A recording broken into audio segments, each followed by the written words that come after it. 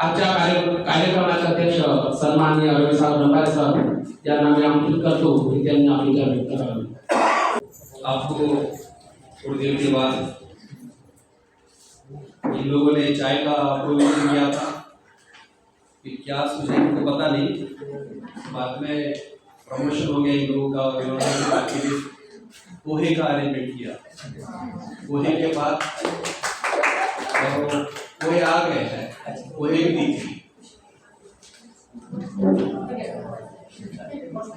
ये पत्रक है, ये वाला बात 10 दिसंबर के आपके एरिया में 26 नवंबर का प्रोग्राम, वही कम लोग हैं हमारे, एक थोड़ा सा बाजू में एक प्रोग्राम चल रहा और 26 नवंबर के प्रोग्राम पूरे भारत भर में हो रहे। और जैसे कि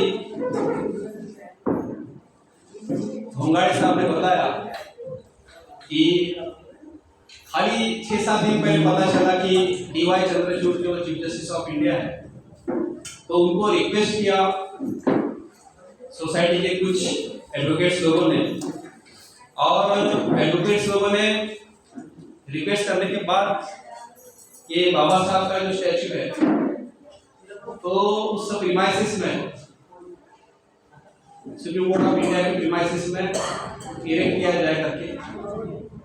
अब वो जो चीफ जस्टिस ऑफ इंडिया एक थोड़ा सा ट्रैक के ऊपर है वो इंसान,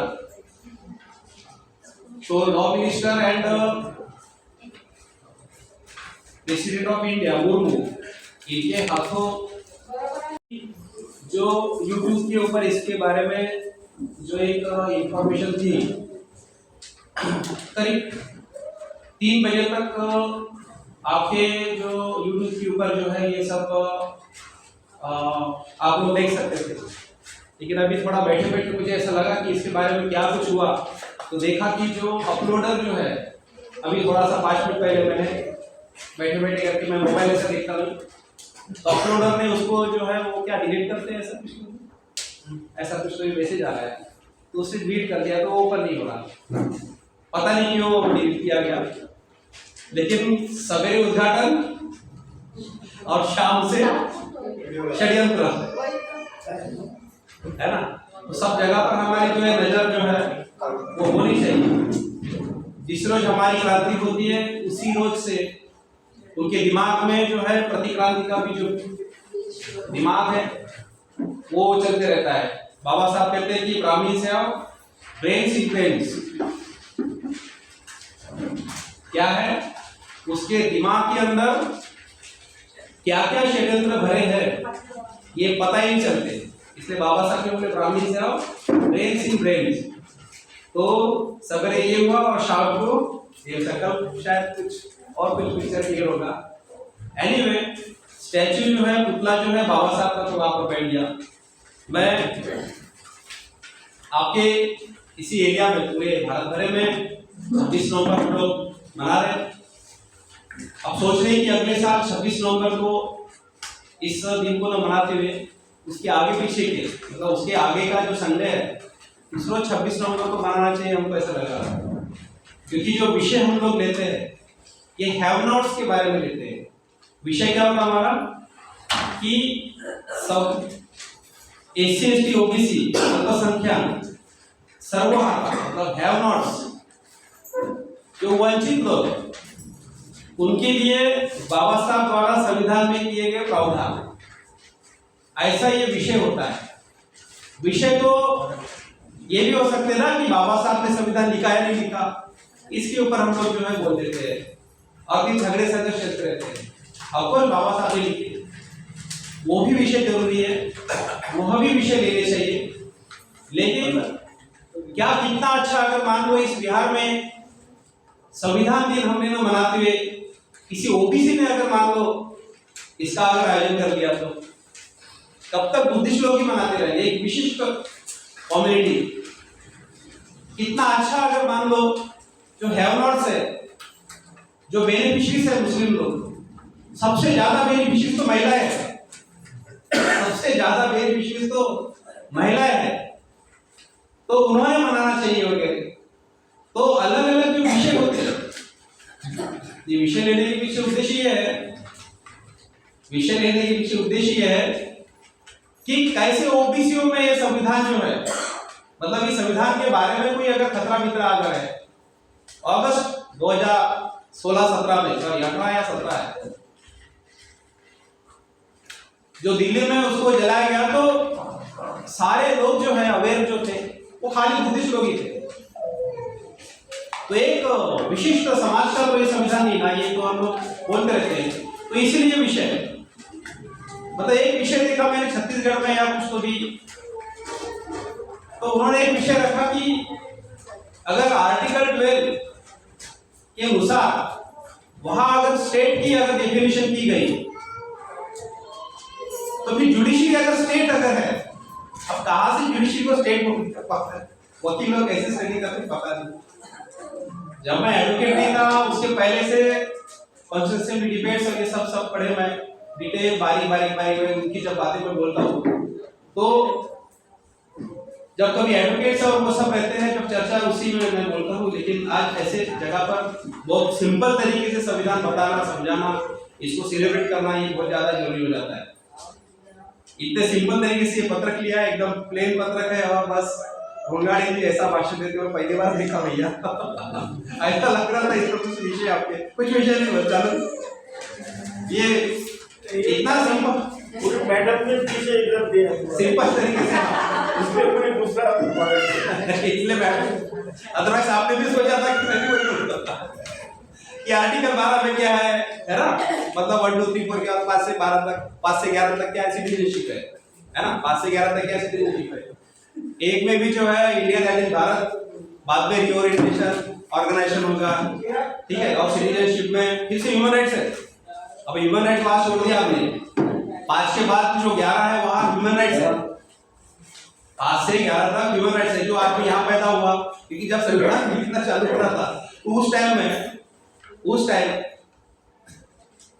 देश का जो इंडिया इंडिपेंडेंस एक्ट, इलेक्शन तो लड़े मुस्लिम लोग ना, इलेक्शन लड़े नहीं क्या मुस्लिम लोग, काय के लिए लड़े, इलेक्शन काय के लिए लड़े, संविधान सभा में जाके संविधान बनाने के लिए बैरिस्टर जिन्ना एंड उनकी पार्टी, ये सारे के सारे इलेक्शन लड़े ना। लेकिन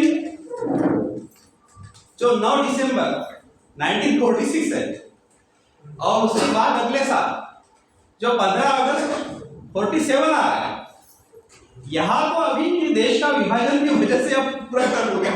अब तो सिटीजनशिप का जो मामला आ रहा है कि जो पाकिस्तान में पैदा हुआ बच्चा और 6 महीने पहले पैदा हुआ होगा, और उसके माँ बाप ने या उसने अगर इंडिया की सिटीजनशिप ले लिया तो फिर इंडियन हो गया, और इसने इंडियन सिटीजनशिप ले लिया, और लेने के बाद मतलब आपने, अच्छा हुआ मेनका गांधी का वो कई बार पढ़ा मैंने, उसको सेम है, उसको पासपोर्ट जो है वो मिलने नहीं दे रहे थे, वो गई और बस उसको supreme court of, famous MC Mehta की केसेस वगैरह हम लोग पढ़ते थे, है ना, वो एमसी मेहता मालूम है, सोता कि नहीं मालूम नहीं, बस कितने केसेस डालता है, अपने लोगों का काम है, एमसी मेहता का नहीं, अपने लोगों का काम है, वो मेहता करते रहता है, एनवायरमेंट के बारे में सबसे ज्यादा लड़ते रहता है बेचारा वो आदमी। और वो आशीष विद्यार्थी, आशीष नहीं ना, विद्यार्थी का कुछ दूसरा नाम है। तो कहने का मतलब ये कि भुंगाड़ी जी ने इतने सिंपल तरीके से, और बाद में इतने सिंपल तरीके से संविधान जो है कठिन बहुत करके रख दिया हमारे लोग। मतलब भुंगाड़ी जी ने बताया ना कि आप इसके ऊपर कमेंट्री लिखोगे क्या, बाबा साहब को बोला, बाबा साहब बोले नहीं, जिनको इंग्लिश आती है उनको संविधान समझ में आएगा। अब इस देश के लोगों को इंग्लिश आती है लेकिन संविधान समझ में नहीं आ रहा। अब इंग्लिश आती है क्या लोगों को?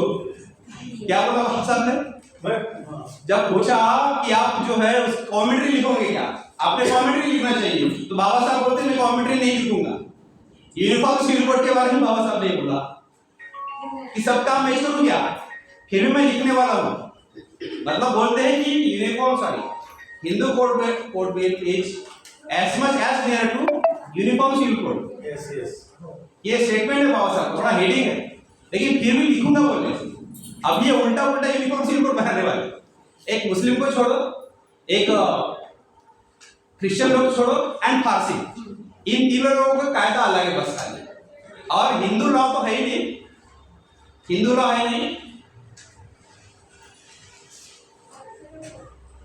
देखो पोहा आ गया, वो बाबा साहब का हिंदू कोड बिल के बाद 55 का लॉ कौन सा हमारा, स्पेशल मैरिज एक्ट की बात नहीं बोल रहा हूँ, अब वो भूल गया मैं। लेकिन जो अभी जो मैरिज एक्ट है, ये बाबा साहब के जो भी बोले हुए जो प्रोविजन है, ये एज इट इज जैसे के वैसे आए। मतलब जो संविधान बन रहा था, तो बाबा साहब जो है संविधान यहाँ डिस्कस डिबेट चलते थे, और यहाँ से उठने के बाद सेंट्रल हॉल में जाते थे और वहां पर डिस्कशन चलता था काय के बारे में, हिंदू कोड बिल के बारे में। और संविधान तो 2 साल 11 महीने 17 दिन या 18 दिन में जो है सेट हो गया। लेकिन हिंदू कोड बिल जो है वो 1951 तक चला, सबसे ज्यादा टाइम। और खाली 4 सेक्शन बाबा साहब बोलते हैं, they have buried, they killed and buried Hindu code bill. इसमें बहुत ज्यादा बदमाश वो नेहरू था। तो अब 51 में तो वल्लभ पटेल वगैरह जिंदा नहीं थे, लेकिन बहुत ज्यादा जिम्मेदारी जो है वो नेहरू की थी। तो साथियों, ये थोड़ी सी कुछ बातें जो है इसको बोलते हुए जाना जरूरी थी। संविधान के बारे में बहुत सारी बातें हैं। 26 जनवरी जो है इसको भी हमें करना चाहिए, सोल्यूशन की बात बोल रहा हूँ मैं। 26 जनवरी को छोड़ देते हैं हम लोग। 15 अगस्त इसको भी सेलिब्रेट करना चाहिए। 14 अगस्त के रात में, जब रात में मतलब in the midnight of the independence of India, इस फेमस स्टेटमेंट है नेहरू का, उस टाइम बाबा साहब जो है सेंट्रल हॉल में मौजूद थे। 14 अगस्त के रात में लॉ मिनिस्टर थे, लॉ मिनिस्टर तो थे 19 अगस्त को है ना, लॉ मिनिस्टर बाद में बने, लेकिन बाबा साहब जो है मौजूद थे।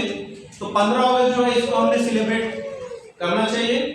26 जनवरी जो है इसको भी हमें सेलिब्रेट करना चाहिए, और 26 नवंबर इसको तो छोड़ना नहीं चाहिए। कुछ लोग बोलते हैं कि जो हथौड़ी है, हमारे कुछ फ्रेंड वगैरह बोलते हैं कि अगर हमने कोई अगर हथौड़ी बनाया, टूल्स बनाया, और टूल्स बनाने के बाद जिस रोज वो फाइनल हो गई, तो उसको सेलिब्रेट करोगे क्या?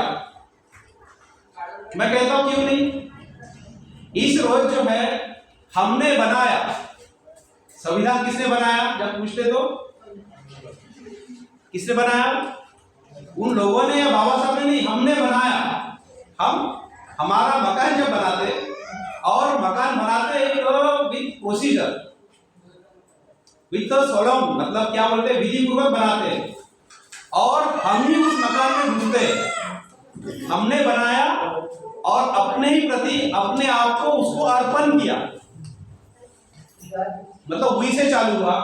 और पहला ही आर्टिकल है जिसके बारे में उस रोज वोटिंग हुआ, बाकी कोई भी आर्टिकल के लिए कोई भी वोटिंग नहीं हुआ। मतलब इंडिया का जब नाम दिया सबसे आखिरी का आर्टिकल जो आया वो इंडिया दैट इज भारत, वो एक नसीरुद्दीन था, नसीरुद्दीन अहमद, पता नहीं वो ब्राह्मण था क्या पहले का, लेकिन वो बाबा साहब के पीछे इतना पड़ा रहता था। लेकिन उसने फिर से आपने बोला कि अब जो है नामकरण की विधि जो है, नामकरण, वही जो बच्चा पैदा होता है तो उसका नामकरण होता है, तो उसका नामकरण की विधि भी जो है बाबा साहब करेंगे। और संडे का रोज था वो दिन, संडे के रोज रात में 9 बजे, ठंडी पड़ती मैं उस टाइम में दिल्ली की, कितनी ज्यादा तबियत खराब रहती थी, लेकिन रात में 9 बजे जो है इसके ऊपर सब जो है इंडिया दैट इज भारत वगैरह शब्द है। 26 जनवरी जो है यह दिन ना हो, ये अशुभ दिन है, ये आधा शुभ है आधा अशुभ है। संविधान तो बन रहा, लेकिन पूरे भारत भर में इन लोगों ने भैया संविधान लागू करने का दिन कौन सा होना चाहिए, इनको खाई हो गई। खाली 6 महीने में संविधान बनाने के विचार में थे। 6 महीने में संविधान बनाने वाले जो लोग हैं, इन्होंने 2 साल 11 महीने 17 दिन या 18 दिन, अगर 9 दिसंबर को भी पकड़ा जाए, इतना समय लगाया। और काना मात्रा के ऊपर भी डिस्कशन चर्चा करते थे ये लोग। काना मात्रा, बाबा साहब बोलते थे अरे भैया ये काना मात्रा के ऊपर डिस्कशन करने की बात है क्या? वो बाद में जो ड्राफ्टिंग वाले जो लोग हैं ना, टाइप करने वाले, वो लोग देख लेंगे ना। काना मात्रा आप कर लो, लेकिन डिस्कशन चर्चा काय को होना चाहिए, लेकिन काना मात्रा करनी, अरे 24-24 घंटे तो उसको डिटेल वगैरह जो है उसके एक एक पॉइंट्स क्या क्या सब क्या हुआ। इसमें एक आदमी जो 5-6 लोग जो अनुवाद करने वाले उसमें से एक राहुल सांकृत्यायन थे। राहुल सांकृत्यायन जो है इनका हाथ लगा हुआ है उसमें हिंदी का अनुवाद कर रही है, हिंदी का जो अनुवाद किया है ऐसा। तो जिन लोगों ने 6 महीने में जो संविधान को बनाना चाहिए वो खुद ही लोग आखिरी के 24 जनवरी तक जो है इंस्ट्रूमेंट ऑफ एक्सेशन 26 जून 1946 ट्रांसफर ऑफ पावर के अंतर्गत जो 562 जो राज्य है यह सम्मिलित हुए। तो ये जो है ये वन बाय आते रहे। ये मुस्लिम लीग जो यहां से जो उधर पाकिस्तान में चले गए, लेकिन कुछ उनके चुने हुए जो लोग हैं वो पाकिस्तान में नहीं गए, वो बाद में धीरे धीरे आते गए। आप नाम कर गए थे वो एमआर बैरिस्टर जयकर। तो बाबा साहब जो है वो महाराष्ट्र से चुन के गए संविधान सभा पर। अब ये जैसे खुलना और ये जो है ना पश्चिम बंगाल और ये भी बोलना बंद करो, वहां से तो गए, लेकिन खाली कितने समय के लिए, दिसंबर से लेके बाद में जो है जून में इंस्ट्रूमेंट एक्सेशन बन गया, जून का 6 महीना और वो 1 महीना 7 महीने के लिए बाबा साहब संविधान सभा पर है बंगाल से। कि 2 साल 11 महीने 18 दिन या 17 दिन में से आप 7 महीना निकाल दो, 7 महीना निकाल दो, 2 साल 11 महीने 7 महीने, तो 2 साल से मतलब 2.25 साल से ज्यादा समय जो है बाबा साहब महाराष्ट्र से चुन के गए। ये सारी बातें काय झालं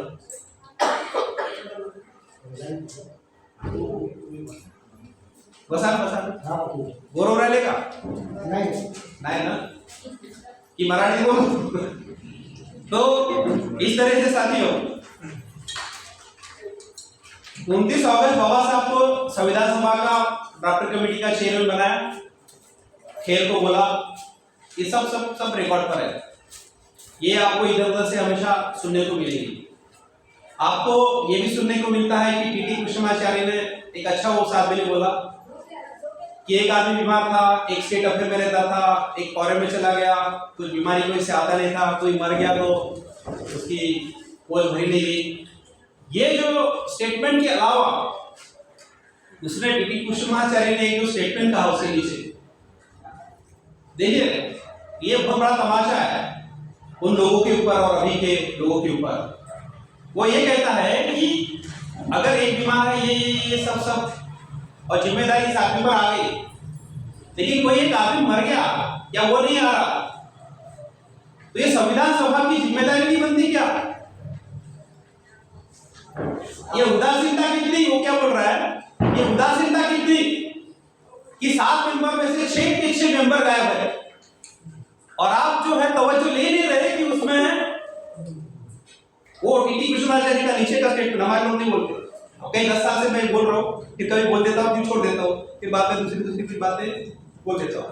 तो साथ ही ये सब जो उनमें की जो बातें हैं वो सब मुझे नहीं बोलनी थी, लेकिन हमारे एरिया का एच.जे. खांडेकर, हेमंत नाम था उस जमाने का, बॉर्डर नाम, वो महार था, एससी था मध्य प्रदेश का। वो बाबा साहब से बड़ा खपा रहता था कि वो बाबा साहब जो है कांग्रेस से ज्वाइन नहीं होते करते, और वो ज्वाइन हो जाए करके बड़ा बुद्धिमान विद्वान आदमी था, और खपा मतलब बहुत ज्यादा दुश्मन था, बहुत बड़ा दुश्मन था। और कांग्रेस का वो आदमी वो खड़ा होता है और बोलता है कि भारत में जो है अब तक मनु का राज्य था, अब ये संविधान बनने वाला है और वो महार का संविधान बनने वाला है। अब तक जो है मतलब वो आदमी वो बोल रहा है कि अब ये महार है, doctor Ambedkar, since doctor Ambedkar is Mahar, that's why it is going to be a Mahar constitution.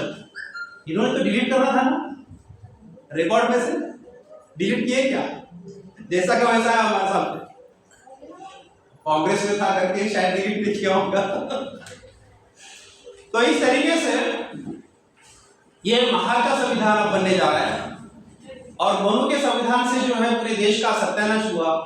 Article 13 जो है पहले के लॉ जो 1882 से हो या 62 से हो या एंशिएंट जो धार्मिक कायदे वो खत्म हो गए। लॉ इनकंसिस्टेंट ह्यूमन राइट्स के अगेंस्ट में कोई कायदा जो है वो बन ही नहीं सकता और वही basic principle and basic structure है। जो स्पेशल जो फीचर है बेसिक स्ट्रक्चर यहाँ से स्टार्ट हो जाता है हमारा। तो इस तरीके से साथियों ऐसे बहुत से स्टेटमेंट और बाबा साहब के सामने बाबा साहब के मुंह पर बोला गया कि बाबा साहब जो है संविधान कर्ता होने की वजह से अब ये आधुनिक मनु है वगैरह कुछ नहीं बोला बाबा साहब ने।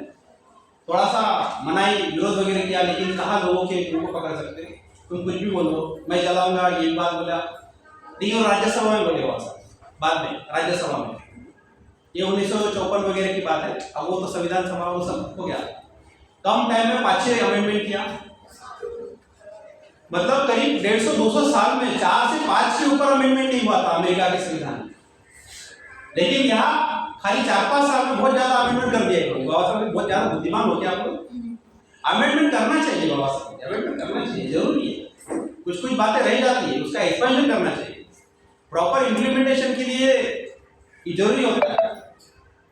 लेकिन इतने ज्यादा इसलिए मैं खुद ही चलाऊंगा और उनके लिए बाबा साहब ने मंदिर के लिए वो डेमोन वगैरह शब्द बोला कि राक्षस आ जाते हैं अगर देवता की मूर्ति बैठाना है मंदिर में। बाबा साहब ने बड़ा मस्त उत्तर दिया। बाबा साहब आप संविधान निर्माता है और आप कुछ जलाओगे ऐसा बोलते हैं तो बड़ा मस्त उत्तर दिया। तो साथियों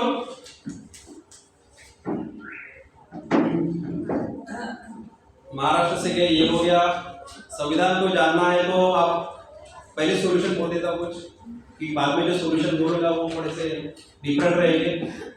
लेकिन संविधान को अगर आपको अच्छे से जानना है तो आखिर में घोड़ाड़ी ने बोला कॉन्स्टिट्यूशन असेंबली डिबेट्स इसके थ्रू से जानो। मराठी हिंदी क्या कुछ जो बोलते हैं लिखते हैं वो पल्ले नहीं पड़ेगा। वो टोटल लैंग्वेज जो है उनकी इतनी ज़्यादा कानूनन लैंग्वेज है कि हिंदी में अगर आप पढ़ोगे तो आप चक्कर में पढ़ोगे। इससे बेहतर थोड़ा सा इंग्लिश के बारे में थोड़ा सा एक्सप्लेनेशन करो वो ज़रा आसान हो जाएगा। एक पैराग्राफ यहाँ पर नहीं बोलना चाहिए लेकिन बड़े साहब ने एक पैराग्राफ का पैराग्राफ ही गैप कर दिया। कभी भी वो खाली आखिरी का मेरे पास हिंदी का नहीं रहने से थोड़ा सा रेफर किया। लेकिन इंग्लिश का जो है वो फंटास्टिक है लेकिन बचा हुआ इंग्लिश का बहुत सा जो पार्ट है वो इंग्लिश में नहीं है। प्रोसीडिंग्स हेल्ड इन कैमरा जो आरएसएस उस टाइम में जो लॉबी में वगैरह बैठे रहते थे ये जो बातें वगैरह इंग्लिश में तो आया लेकिन हिंदी में ज़्यादा आया। प्रोसीडिंग जो हेल्ड इन कैमरा ये वगैरह सब बातें। तो एक आपको अगर भारत का संविधान के बारे में कैसा बना हो फेम कैसा हुआ अगर इसको अगर आपने पढ़ लिया तो ऐसा समझो कि आपने दुनिया के संविधान पढ़ लिए। हालांकि मेरे घर में दुनिया के सभी संविधान है। We the people of India से चालू नहीं होता। In the name of God क्रिश्चियनों के संविधान अल्लाह से चालू होते भगवान से चालू होते। तो मुसलमानों के पाकिस्तान का अफगानिस्तान का ये जो संविधान है ना इन द नेम ऑफ अल्लाह यहाँ से स्टार्ट होते। और ये मुसलमान बोल रहे थे उस टाइम में भारत के संविधान के बोल रहे थे अल्लाह से नाम से स्टार्ट करो बोले। हिंदू लोग बोल रहे थे गांधी का हाँ गांधी था वो मतलब ये सब जो बातें। तो इस तरीके से बाबा साहब ने बोले देवता लोग का संविधान नाही बरोबर आहे माणसं बरोबर आहे। इसलिए एक मुद्दा ये भी आया कि संविधान में जो यूनिट है यूनिट मतलब जिसको सुखी करना है जिसको फोकस करना है जिसका विकास करना है। तो गांधीगिरी की वजह से एक यूनिट आया था विलेज यूनिट होना चाहिए। कोई भगवान बोल रहा कोई विलेज बोल रहा है माफ करना लेकिन ग्राम पंचायत और इन बातों को धिक्कार थोड़ी के लिए तुम्हारा ही मैच में ये 91 से आया या 56 के बाद 58-56 के बाद स्टेट लेवल से ग्राम पंचायत वगैरह की बातें आई। लेकिन ये ग्राम पंचायत और ये स्टाइल जो है ये नहीं होना चाहिए बाबा साहब ने बोला। सर्वोदय की मूवमेंट और ये बाबा साहब ने बोला था, बोला हमारी अगर सत्ता है तो मैं तो हम लोग तो गावी क्या कर डालेंगे। मैं क्या इशारा दे कि यूनिट जो है वो ग्रामीण बोल रहे थे, बाबा साहब बोल रहे हैं यूनिट जो है वो इंसान होना चाहिए, इसलिए वही तो पीपल आया। यूनिट क्या होना चाहिए, जिसको सुखी करना है। गांव में कौन रहता है, इंसान।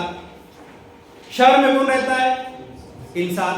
तो यूनिट कौन होना चाहिए, बुद्ध ने यूनिट कौन बताया, किसको बताया, मुसलमानों ने यूनिट किसको बताया, अल्लाह, कुरान, नमाज, हज, मस्जिद। बुद्ध का यूनिट इंसान है, बाबा साहब का यूनिट इंसान है, क्रिश्चियनों का यूनिट फिर से गॉड, उसका बेटा, फिर बाइबल। इसलिए सार्वजनिक जगह पर जो है ये लोग खेल के होते हैं।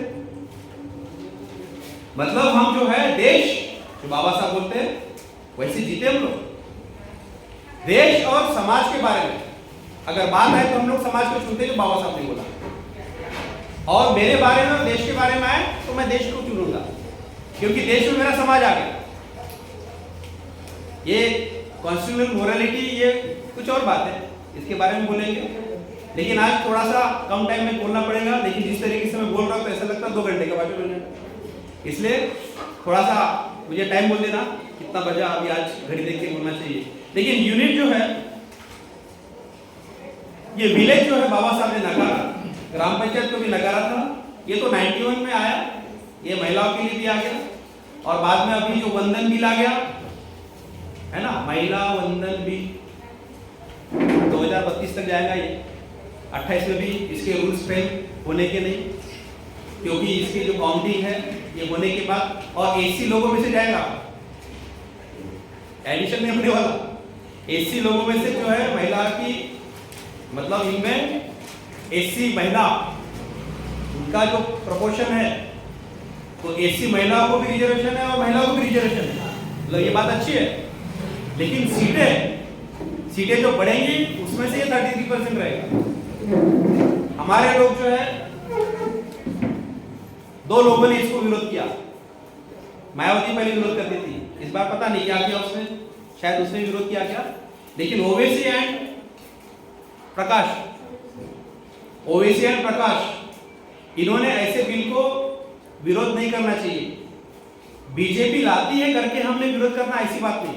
बाबा साहब बोलते हैं की जे काही पदरामध्ये मिळालं ते पहिले प्राप्त करून घ्या आणि पुढच्यासाठी पुढची लढाई लढा।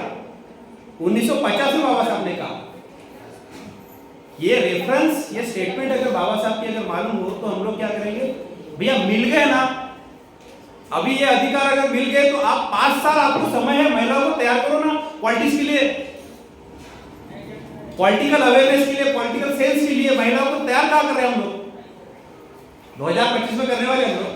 2025 में पॉलिटिकल ट्रेनिंग का जो एक स्वरूप अगर वो रहेगा ना, आप देखना बड़ा फंटास्टिक अलग रहेगा। शिवम ने बताया इंडियन रिलायंस मूवमेंट के मार्फत जो है लैंड के बारे में, लेबर के बारे में, ये सब मूवमेंट वो इसके बारे में उसके मार्फत दे रहेगा इंडियन रिलायंस मूवमेंट। वो रिपब्लिकन के मार्फत ही रहने वाला है।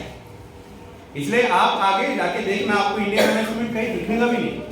खाली ये थोड़ा सा नाम के लिए ऊपर का ये ऊपर का पोस्टर है, पोस्टर, अंदर में पिक्चर कुछ और ही रहता, बराबर है कि नहीं।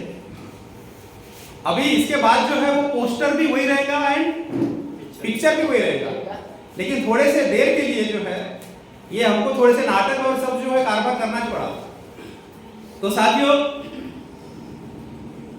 सर्वोदय वगैरह की कॉन्सेप्ट जो है वो जयप्रकाश नारायण ने लाया था। वो भी सोशलिस्ट रहने के बाद गांधीवादी था, जबकि आदमी इंसान बड़ा अच्छा था। तो इस तरीके से ये जो बाबा साहब के बारे में कोई जो लोग बोलते हैं कि भैया इस आदमी ने नहीं लिखा, वो BN राव था, उसका भतीजा, 18वां कॉन्स्टिट्यूशन 6 वॉल्यूम बाबा साहब को कोठी नहीं की। और हमारे लोगों के घर में बी शिवा राव के जो वॉल्यूम है ऐसे एक लाइन से पढ़े रहते। ऑफकोर्स मेरे घर में भी है, लेकिन वो BN राव को ज्यादा कोट कर रहा है, बाबा साहब को कोट नहीं कर रहा। 6 महीने में संविधान दिया बाबा साहब ने, 6 महीने में।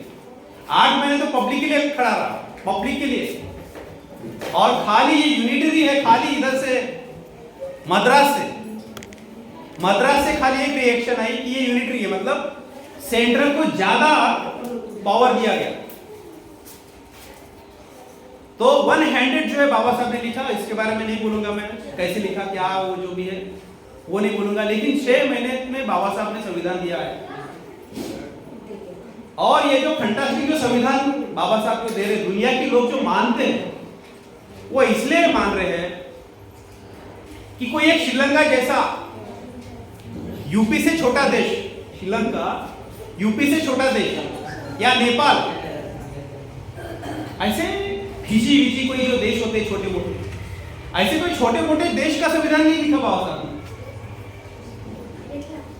जिन लोगों का भाषावाद है, प्रांतवाद है, कपड़े पर से, संस्कृति से, धर्मवाद है, पंथवाद है, फिर जातिवाद है, उस जाति में पोट जातियां है, सबकास्ट है, और उससे मन नहीं भरता तो अनटचेबिलिटी है, और महिला की तो हाल बेहाल, डिवीजन का मतलब तो एक हद होती ना, डिवीजन हो सकती कुछ अमेरिका में, 4 धर्म 5 धर्म, थोड़ा सा भाषा के ऊपर, लैटिन अमेरिका, इंग्लिश हो सकता, 5 विभाजन 10 विभाजन समझ में आता है। अरे यहां विभाजन उसकी हद, मतलब 6,500 जाति की लिस्ट आज से 20 साल पहले इंडिया टुडे ने छापा, वो अंक आपको मिलेगा इसमें, वो मेरी इधर है। 6,500 जातियां, कुछ समाज में तो कुछ है कि नहीं? बाबा साहब नहीं रहते ना, अभी सोचो कितनी जातियां हुई थी, 6,500 है ना, उसको 12 से डिवाइड कर लेना आपने, वोट जाति का है ना, म्हणजे 12.5 ना, तर ते 12 नाही म्हणण्यापर्यंत तर आणखी अर्धी शिकवून टाकतो, अर्धी आणखी तिथे शिकवायची। आणि मग काय ते 2 पोट जातीमध्ये जो झालेला पोरगा आहे ना, तो याच्याही समजत नाही, याच्याही समजत नाही, म्हणून तो इतना ज्यादा डिवीजन और इसको बांध के रखना ये जोक नहीं भैया। इसलिए वो जो गाने में जो बोले ना कि शायद बाबा साहब नहीं होते तो कैसा बनता, और हमारे कुछ दोस्त ऐसा बोलते तुम्ही यार खूप बाबासाहेबांना संविधानाच्या बाबत वरच्या टॉपर लिहिता, बाबासाहेब नसते तर संविधान काय बनलंच नसतं का? और वही जवाब देतात, हाँ थोडंसं गडबड सर्व बनलं असतं।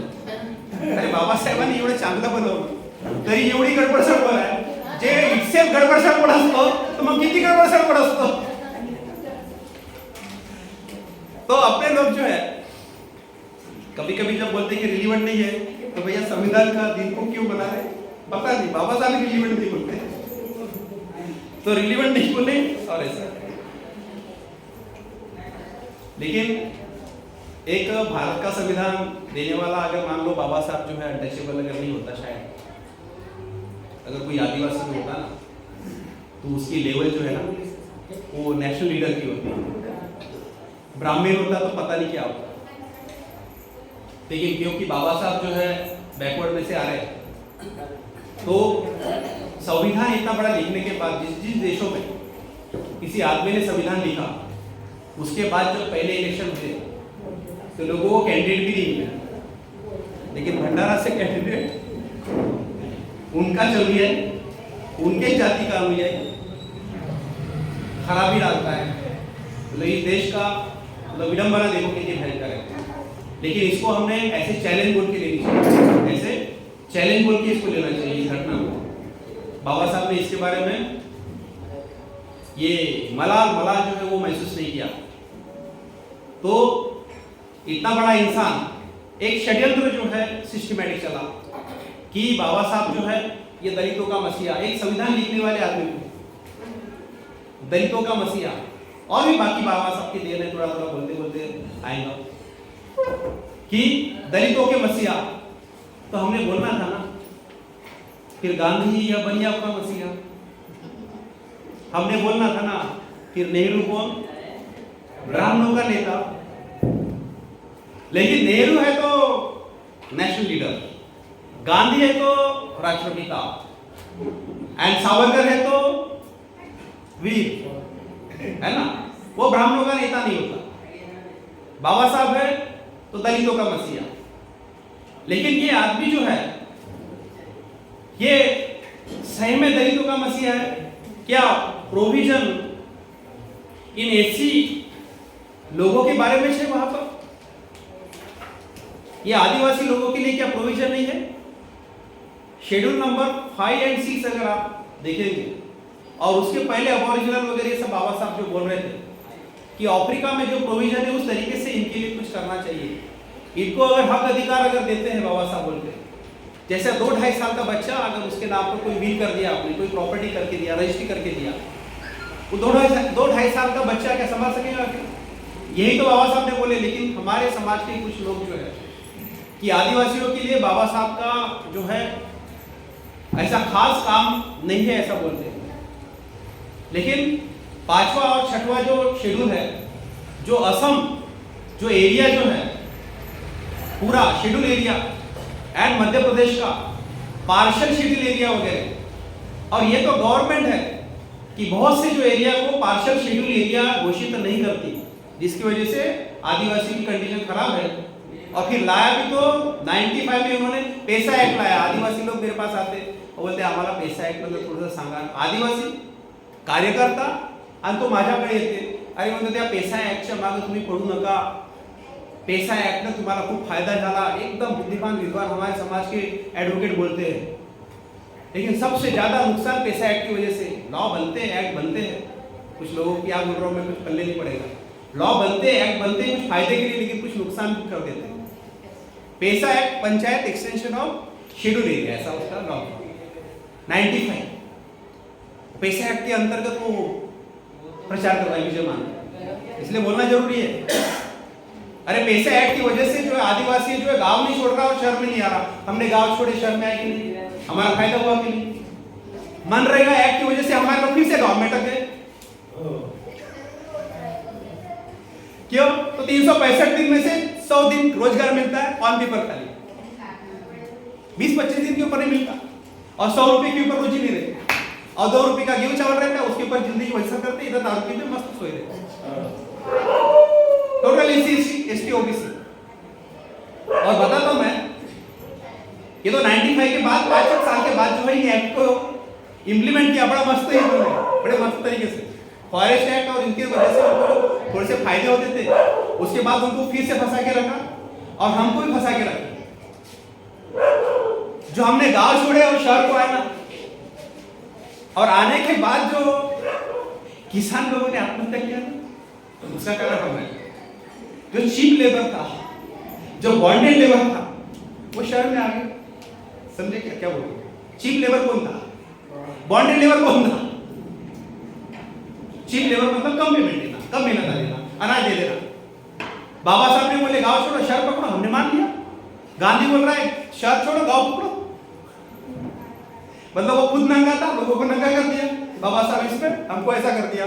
बैठे ना कोर्ट में कुछ लोग, देखो ना, ये इधर इधर इधर देखो। तो गांव छोड़ने के शहर पकड़ो बाबा साहब ने बोले। इन्होंने मनरेगा, पैसा, फॉरेस्ट एक्ट ऐसे लाला की जो है एससी एसटी ओबीसी, हमारे लोग भी गांव में फिर से अटक गए। हम आने की वजह से वो जो किसान है जो आत्महत्या कर रहा था, तो किसान के लिए बोल रहा है, वो इसलिए कि चीप लेबर है ये मिलने की वजह से। और हम इधर आने के बाद वैसा भी तो आदमी आलसी है, लड़की के शादी में दहेज देता है, पूरे साल भर में शराब या बाकी बातें हैं, आलसी तो है।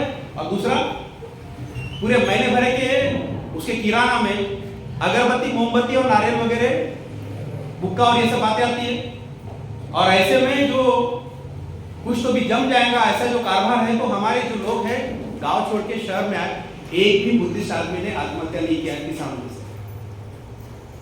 भंगाड़ी जी क्या बोल रहे हैं? आप आंकड़े देख लो, जिन किसानों ने आत्महत्या किया वो नॉन बुद्धिस्ट है, जिन किसानों ने आत्महत्या किया वो नाम खुद ही देखो, संविधान का विषय नहीं था, बैकबोन स्टेज पर चला गया। तो बाबा साहब का जो यूनिट है, इस यूनिट को अपने को समझना पड़ेगा। दलितों के मसीहा बाबा साहब को बोला, इनके लिए बहुत जबरदस्त प्रोविजन करके रखा, इसको विस्तार से नहीं बोलूंगा मैं। लेकिन क्या ऐसे लोगों के लिए, क्या बाबा साहब क्या आदिवासियों के लिए नहीं है? उन्होंने नहीं करना चाहिए दिन? क्या वली में भाषण देते देते, वली में 2017 की बात है, मेरे भाषण के बाद एक आदिवासी आया, साहब मैंने भला फार चांगला भाषण पाठवलं, 26 नवंबर था एंड राजुरा कॉलेरी थी वो वली की, ठंडी बोलती मैं, क्योंकि खुला एरिया बहुत ज्यादा, और एक सवाल पूछे, दो सवाल पूछे, तीन सवाल पूछे, और पूछते पूछते फिर जो है कुछ लोग वेटिंग पर है, हमारे समाज की जो लड़कियां 16 साल की, 20 साल की, और कुछ महिलाएं कि साहिबान के भाषण बरं झालं तो फिर हमने मिलना चाहिए, ऐसा वैसा करके वो वेटिंग पर बेचारे। और ये आदिवासी करके मैं इससे बात कर रहा हूँ, इन लोगों ने बताया साहेब हा आपला आदिवासी समाजाचा आहे, आपल्यासोबत राहतो। मी म्हणलं काय करतो? आपल्या स्टेजवर राहतो, आयोजन करतो, पूरा आंबेडकर है। आधे घंटे तक जो है सवाल पूछ रहा, मैं उसको सटीक जवाब दे रहा हूँ, लेकिन वो सवाल के ऊपर सवाल पूछे, सवाल का फिर उपप्रश्न पूछे, उपप्रश्न के भी उपप्रश्न पूछे, ऐसे उपप्रश्न के उपप्रश्न, बस बस बस वो भूल ही गया कि पहला सवाल क्या पूछा। सबसे आखिरी में देखा, ये ठंडी में ये है, मैं बोलने की वजह से मेरा बॉडी गर्म हो गई, ये भी ठीक है, लेकिन ये तो ठंडी में कुड़कुड़ू रहे। मैंने अपने कार्यकर्ता बोला, ये जो आदमी है ना, बोला ये क्या क्या कर रहा है तुम्हारे साथ? तो बोले साहब 10 वर्षापासून आमच्यासोबत राहतो। फिर मैंने उसको बोला एक काम करना, तुझे ऐसा लगता है ना कि ये संविधान तेरे समाज के लोग काम का है, लिखाओ। तुझे ऐसा लगता है ना कि तेरे एरिया में ये संविधान के बारे में आयोजन करना चाहिए, लिखाओ। तो इनको पता, बोला एक काम करना, अभी इसके एरिया में आयोजन करना, पूरा खर्चा वगैरह पेंडाल विंडाल ये सब हम करेंगे, और तू ही भाषण देना, तू ही भाषण देना और तू ही संविधान समझाना अपने लोगों को। लेकिन इसके बाद जो बोला, ये तुम्हारे साथ फटकना नहीं चाहिए। साहब क्या मतलब? अरे उस जमाने के आदिवासी थे, भटके मुक्ति थे, क्षत्रिय थे, ब्राह्मण थे, सब लोग थे बुद्ध के साथ। वो अगर भिक्षु बना, उसको बुद्ध ने ट्रेनिंग दिया, तो जिंदगी भर क्या उसको लेके घूमते थे अपने साथ, उसको बोलते थे अपने कम्युनिटी में जा प्रचार कर, और तुम 10-10, 15-15 साल से इन लोगों को एंटरटेन कर रहे हो। तो ये जो अगर कोई ओबीसी में जाए और संविधान अगर बोले, हो सकता बुरा लगेगा, हमारे ऊपर अटैक करेगा, इससे बेहतर ऐसा करो कि ओबीसी को भेजो उसके एरिया में, जो कोई भी बोलेगा और अटैक करेगा तो ओबीसी मार खाएगा, मारा खाएगा। लेकिन ये स्टाइल है, ये तरीका है, ये बाबा साहब का है। तो साथियों, ये आदिवासियों के लिए जो फंटास्टिक जो प्रोविजन बाबा साहब ने करके रखे, इतने साल के बाद भी हमारे साथ साथ इन लोगों को जो रिजर्वेशन मिले, हमारे साथ साथ एट ए टाइम, लड़ाई हमारी है, फायदा उनको होगा, बाबा साहब ने बोला। तो क्या एससी लोगों के लिए, एससी लोगों के लिए, ओबीसी के लिए है ही नहीं। 21 फरवरी 48 पहली बार ओबीसी शब्द आया, इन साइमन कमीशन को और 1932 को। इन लोगों को बाबा साहब समझा रहे हैं, शेड्यूल कास्ट नहीं है। हमारे लोग जाति में जो कॉलम में नहीं क्या बौद्ध लिखो, ये करो बोलते हैं, फिर बाद में इधर कैटेगरी कास्ट। अगर क्लास होता तो कितना अच्छा होता, क्योंकि बुद्ध के जमाने में ब्राह्मण्स वर्सेस बुद्धिस्ट, हम क्या कास्ट थे? हम तो क्लास थे ना। ये उस टाइम में बाबा साहब हो गए, इसलिए बाबा साहब के ऑर्गेनाइजेशन का नाम डिप्रेस्ड क्लासेस इंस्टीट्यूट है, कास्ट का है। ब्रिटिशर्स लोग जो है ये भी समझ नहीं रहे थे बाबा साहब क्या बोल रहे थे, इसलिए मैं हमेशा बोलते रहता हूं, वो भी बेवकूफ नंबर 1 थे ब्रिटिशर्स लोग। और जब बाबा साहब को बारी मिली तो उन्होंने उसको करेक्ट किया, ओबीसी अदर बैकवर्ड क्लासेस कर दिया। ये 21 फरवरी 1948 को पहली बार ये शब्द आया। मतलब इनके ओबीसी के जो जन्मदाता जो है वो बेसिकली बाबा साहब है। 6 महीने में आए शब्द, 6 महीने में। और आर्टिकल 340 इसके बारे में कमीशन न बनना, कमीशन न बनाना, मतलब इनकी गिनती, डाटा, सर्वे, सेंसस ये सब जो न होना, उसके लिए बाबा साहब का रिजिग्नेशन है। इसलिए ओबीसी को समझाने के लिए और इन सब के लिए अपन ने ये सब्जेक्ट रखे, क्या एससी एसटी ओबीसी सर्वहारा have nots, haves and have nots के बारे में जो झगड़ा है, तो हैव नॉट्स के बारे में जो सर्वहारा जो लोग हैं उनके बारे में प्रोविजन क्या है, ये अगर बताएंगे तो बड़ा अच्छा। इसलिए हमने क्या किया, बाबा साहब ने संविधान लिखा या नहीं लिखा, एक काम करते ना, नहीं लिखा बोल के खत्म कर देता मैं। कभी कभी तो मैं डिस्कशन करता था मुसलमानों के साथ, अरे बुद्ध नाम का आदमी नहीं हुआ, बाबा साहब अम्बेडकर नाम का आदमी नहीं हुआ, तत्व है उनके बोल, उनके ना हो, लेकिन इसमें प्रॉब्लम है क्या बता, धम्म के जो विषय में कुछ प्रॉब्लम है क्या बता, पंचशील तेरे को मंजूर है कि नहीं बता, बुद्ध नाम की चीज नहीं है छोड़ दे, बाबा साहब अम्बेडकर नाम की चीज नहीं है छोड़ दे।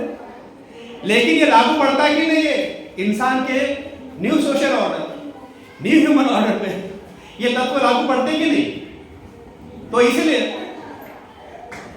बाबा साहब ने संविधान लिखा या नहीं लिखा, इससे अच्छा सर्वहारा लोगों के लिए बाबा साहब ने क्या किया, तो वो दोनों विषय जो है एट ए टाइम कवर हो जाते हैं।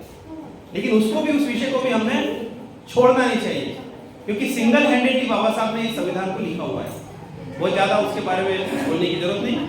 लेकिन क्या ओबीसी के लिए बाबा साहब का सारा प्रोविजन दिखता है? क्या रिलीजियस माइनॉरिटी जो मुस्लिम जो है, मतलब अभी हम लोग जब देख रहे थे आर्टिकल 29-30, तो उनके लिए बड़ा फंटास्टिक, उनका स्क्रिप्ट, उनकी लैंग्वेज, उसको मेंटेन करना, और 27-28, 29-30 के अलावा, मतलब उनके इंस्टीट्यूशन मेंटेन करना, इसके अलावा 27-28 में वो अपना अकाउंटिंग, अपना पैसा खुद ही अपने पद्धति से रेगुलेट कर सकते हैं, और गवर्नमेंट कोई भी हिसाब भी नहीं मांगेगा। यूपी में करने की कोशिश की हम लोगों ने, लेकिन बाबा साहब ने बात के रख दिया उसको, गवर्नमेंट होते हुए डबल इंजन की सरकार को डबल इंजन की सरकार में ताकत ही नहीं है, रोक के रखा ना। मुसलमानों का अकाउंटिंग वगैरह जो पूछ रहे मदरसा का, वो नहीं पूछ पा रहे, डबल इंजन की रहती हुई, ये सिक्योरिटी बाबा साहब की। तो रिलीजियस माइनॉरिटी जो है मुसलमान लोगों ने तो बहुत ज्यादा मानना चाहिए ना। 29-30 अगर नहीं होता तो पूरे भारत भर में हजारों जो क्रिश्चियनों की जो क्या बोलेंगे कॉन्वेंट्स एंड स्कूल कॉलेजेस वगैरह जो दिख रहे हैं, ये होती थी क्या? मदरसे होते थे क्या? मना रहे हैं वो अपनी मदरसा में या अपने उसमें। इवन रिलीजियस माइनॉरिटी के अंतर्गत सिखों के भी बहुत अच्छे अच्छे स्कूल बन रहे हैं। मनाएंगे क्या 26 नवंबर बाबा साहब का? वो बदमाश है ये लोग। बाद में जब युद्धि होगी तब नहीं बोलूंगा बदमाश, लेकिन अभी यहाँ तो बोल सकता हूँ मैं। तो इस तरीके से रिलीजियस माइनॉरिटी जो है, इसके बारे में प्रोविजन, एक नजर बाबा साहब की फिर से वहां से हटती नहीं कि यहाँ का आदमी वहां का, वहां का आदमी यहाँ का। अगर लड़की या औरत यहाँ की है और वो इंग्लैंड का आदमी हो या औरत वहां की हो, उससे होने वाले जो बच्चे एंग्लो इंडियन, अभी 2-3 साल पहले जो बोर्ड डायरेक्टर है उसने बहुत विरोध किया, लेकिन उसके उन दोनों की 2 सीट गई, 2 जो सीट थी उनकी वो चली गई। लेकिन उनके लिए जो तीनों बातों, एजुकेशन, एम्प्लॉयमेंट एंड पॉलिटिक्स में, तीनों जगह पर रिजर्वेशन, ओबीसी को नहीं है, तीनों जगह पर रिजर्वेशन उस टाइम बाबा साहब ने दिया। लेकिन कभी भी इन्होंने, एंग्लो इंडियन ने भी कभी बाबा साहब का नाम लिया ऐसा आपको दिखता है? कभी नहीं दिखता। सभी एक नंबर के सब बदमाश, बागड़े बिल्ले ऐसा बोलता हूं मैं। तो इस तरीके से Anglo Indian, religious minority, SC ST OBC, यहां आप जाते जाते जो महिलाओं के बारे में जो प्रोविजन है, मैं सभी महिलाओं के बारे में बोल रहा हूं, सभी महिलाओं के बारे में, कि जब हमें वोटों का अधिकार नहीं था उस टाइम बाबा साहब हमें वोटों का अधिकार मिले, ये फाइट लड़ते लड़ते हुआ ये कि महिलाओं, ऐसे बोल सभी महिलाओं को, मतलब वहां पर क्राइटेरिया था कि वो मैट्रिक पास होना चाहिए, वो टैक्स देना चाहिए, मतलब प्लॉट अगर है या खेती है तो, एंड मिलिट्री का रिटायर होना चाहिए। ये उसके संविधान से आया था, किसके? मोतीलाल नेहरू के संविधान से आया था। बाबा साहब ने बोले नहीं, ना आपने हमको एजुकेशन में जाने दिया, ना मिलिट्री में, ना एम्प्लॉयमेंट में। तो उस टाइम में वोटों का अधिकार के लिए बाबा साहब जो लड़ाई लड़ रहे, इंटेलेक्चुअल लड़ाई, ना किसी का खून गिरा, ना किसी का पसीना बहा, मतलब इस तरीके से बाबा साहब ने एक ही झटके में सभी महिलाओं को वोटों का अधिकार दिलाना and right to contest, right to vote नहीं, राइट टू कॉन्टेस्ट। 150 साल ब्रिटेन में महिलाओं को वोटों के अधिकारों के लिए 150 साल तक संघर्ष करना पड़ा। इंडिया में महिलाओं को कितना टाइम का संघर्ष करना पड़ा बताओ। इसलिए मैं हमेशा जो बोलता हूं ना, इस भारत देश में सबसे ज्यादा मेहरबानी जो है सभी टाइप की, सभी प्रकार की, ब्राह्मण, क्षत्रिय, वैश्य, शूद्र, किसी की भी महिलाएं रहे, उनके ऊपर बाबा साहब की बहुत ज्यादा मेहरबानी है। मतलब एडल्ट फ्रेंचाइज के लिए बाबा साहब जो है खाली उस टाइम में 25, 26, 27, 28 साल की उम्र में 1919 साउथ बोरो कमेटी के सामने जो डिपोजिशन दिया, अपना जो साक्ष्य दिया, क्या बोलना है, ये जो दिया वो एडल्ट फ्रेंचाइज का मामला था 1919। बाद में बाबा साहब उधर जाते हैं और आने के बाद जो है वोटों का अधिकार, मतलब 1919 के बाद 28 में कारवार हो रहा है मोतीलाल नेहरू का। उसके बाद बाबा साहब की एडल्ट फ्रेंचाइज के बारे में सारी सेटलमेंट बाबा साहब करते हैं। और आज तक हम लोगों को ये मालूम ही नहीं कि सारी की सारी महिलाओं को वोटों का जो अधिकार है ये बाबा साहब ने दिया। सर्वहारा लोगों के लिए बाबा साहब ने द्वारा संविधान में किए गए प्रावधान, ये अब संविधान और ये सब बारी जो है वो बहुत बात की बात है। उसके पहले ये सब कारोबार है। कैसे क्या बाबा साहब जो है दलितों के मसीहा से, मेरा मुद्दा ये है कैसे क्या। तो आगे जाएंगे, अगर मान लो जिन औरतों के बारे में, ब्राह्मण की, क्षत्रिय, वैश्य और शूद्र किसी की भी रहे, वो अति शूद्र होती है, तो उन महिलाओं ने जो है बहुत ज्यादा बाबा साहब को मानना चाहिए।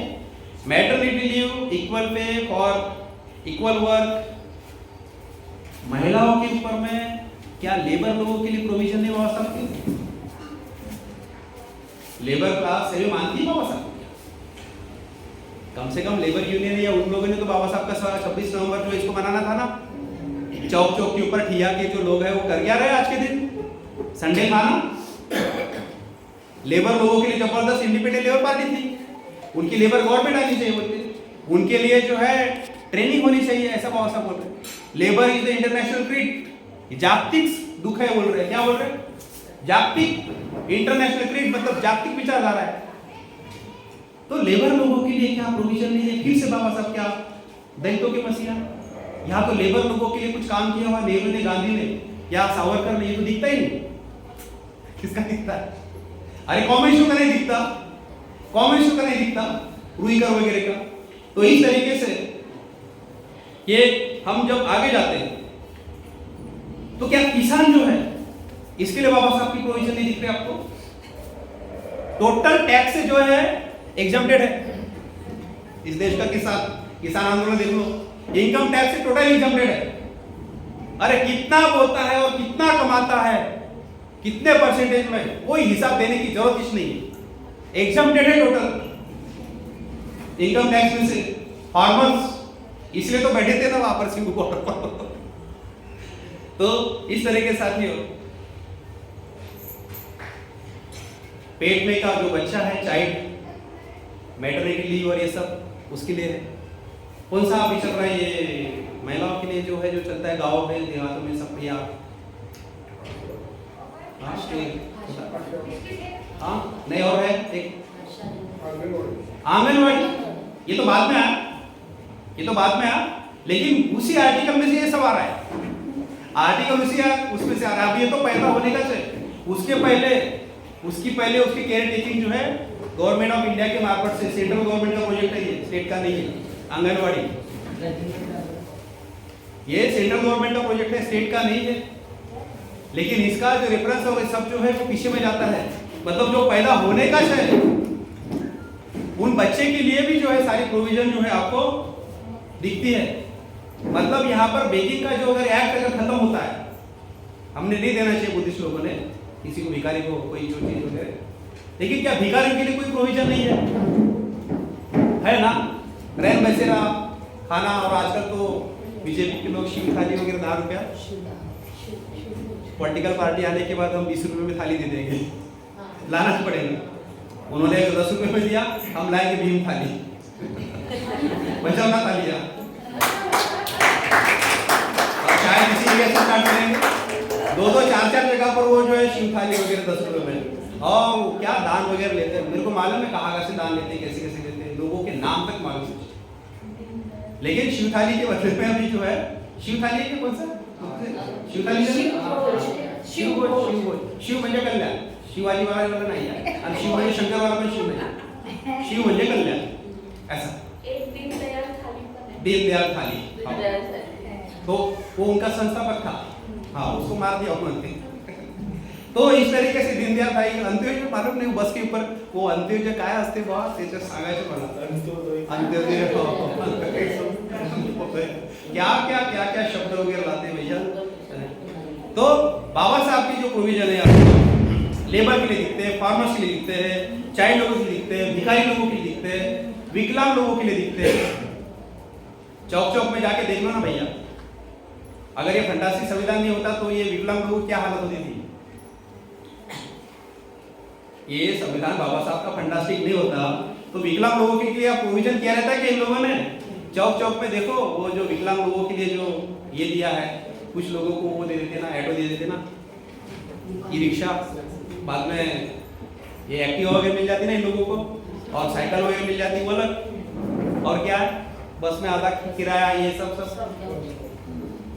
कैसे क्या दलितों के लिए मैं तो गिना रहा हूँ लेबर के लिए फार्मर्स के लिए चाइल्ड के लिए भिखारी के लिए विकलांग के लिए जेल का बंदी उसकी ह्यूमन राइट्स है जेल का बंदी ह्यूमन राइट्स है उसका अब ह्यूमन राइट्स का दिन आएगा तो जेल की बंदी के बारे में फिर से कोई दूसरी बात बोलूंगा मैं मतलब रास्ते में चलने वाला पागल बाजार में खड़ी हुई जो महिला जिसके आंख के ऊपर कोई कपड़ा नहीं है उनके लिए भी जो लोग जो भी कुछ काम कारोबार कर लेते हैं लेकिन प्रोविजन है बाबा साहब की सारी कि वो वहां पर अगर मान लो पागल खाना है तो एक सिस्टमैटिक पुलिस स्टेशन में कंप्लेंट करे और कोर्ट में केस डाल के वहां उस औरत को या कुछ लड़के को जाके भर्ती करे ये सारी की सारी प्रोविजन उस संविधान के मार्फत से सारी क्योंकि संविधान क्या है supreme law of the land क्या है संविधान ये supreme law of the land है और उसी से सारे के सारे जो लॉस है वो इनेक्ट होते हैं वहां से वो इमेक्ट होते हैं इसलिए बाबा साहब संविधान के बाप नहीं है बाबा साहब संविधान की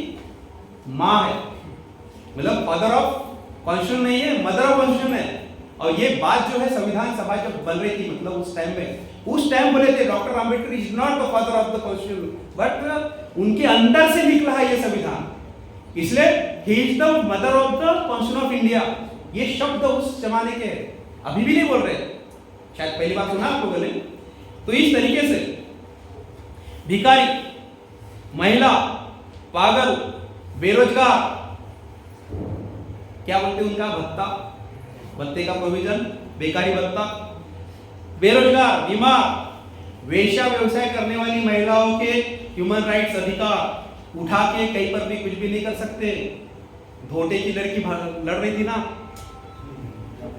चाबुराव धोरेची पोरगी है ना ज्वाला लड़ रही थी ना अगर इस संविधान में से प्रोविजन नहीं होती तो क्या लड़ सकती थी उसकी जात औकात हिसाब थी कुछ भी नहीं थी ना तो ये यहाँ तक हमने संविधान को समझाते वक्त ये यहाँ तक जाना चाहिए सर्वहारा लोगों के लिए किसके लिए विषय समझ में आया क्यों है एससी एसटी ओबीसी अल्पसंख्यक सर्वहारा लोगों के लिए संविधान बाबा साहब ने किए हुए प्रोविजन ये सराउंडिंग में दिख रहे ना हमको कि एक मिनियल काम करने वाली वो महिला वेश्या व्यवसाय करने वाली महिला उनके लिए भी जो है प्रोविजन है कि भैया प्रोटेक्शन है कर रहे आप जो भी गलत कर रहे होंगे लेकिन एका दमाना की वस्तु जी है उलटवून लावू शकत नाही तो इस तरीके से महिला ह्यूमन ट्रैफिकिंग जो आर्टिकल 23 में आ रहा है 24 में वो आ रहा है कि जो बच्चे 14 साल के बच्चे जो है उनको पढ़ने का अधिकार एंड लेबर नहीं बनाया जा सकता तो 23 में जो ह्यूमन ट्रैफिकिंग इसकी महिला की लड़की की और छोटे बच्चे की मतलब इनको भिखारी बना के इनकी आंखें फोड़ के देखा ना आपने वो पिक्चर कौन सा तमाशा है ना बड़ा स्लम डॉग मिलेनियर्स तमाशा है भारत देश की उस पर कि स्लम डॉग मिलेनियर्स में जो स्लम डॉग मतलब स्लम जो बच्चा आदमी जो है वो सराउंडिंग में देख के ये सवाल के जवाब दे रहा है तुम्हारा टोटल कोलैप्स है कौन बनेगा करोड़पति ये टोटल कोलैप्स है वो दिखाए उसमें कि बच्चे को कैसे उनकी आंखें फोड़ के उनसे भीख मंगाने का ये सब कारभार इधर उधर दिखता है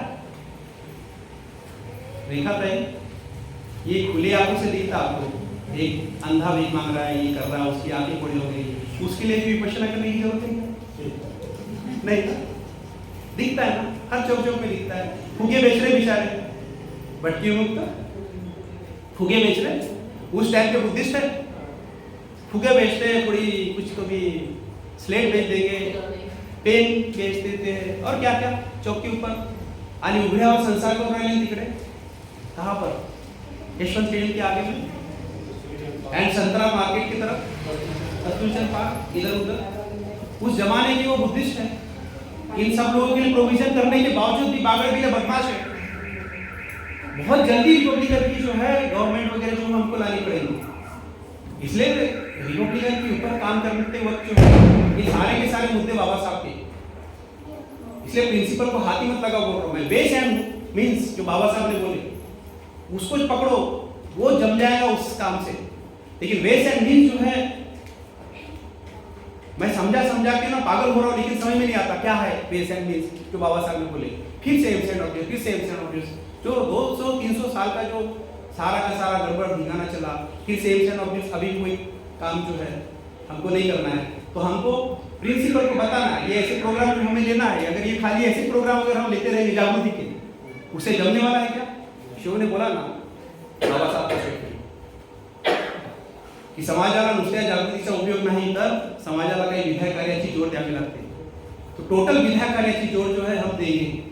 आते टाइम जैसे मुल्ताई ने पूछा वो जरूर करेंगे. वो टोटल मेरे दिमाग में रहता, कभी नहीं छूटता.